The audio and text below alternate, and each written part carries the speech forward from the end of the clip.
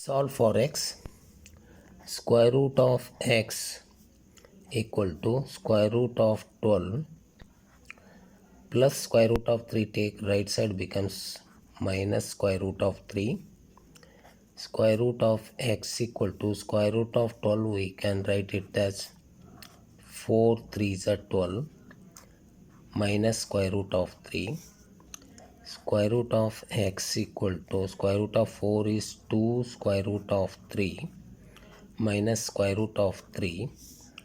Square root of x equal to 2 minus 1 square root of 3 is square root of 3.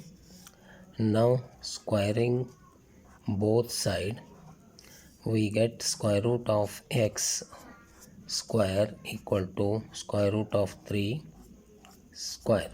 Square root gets cancelled, square root gets cancelled, therefore x equal to 3 is answer.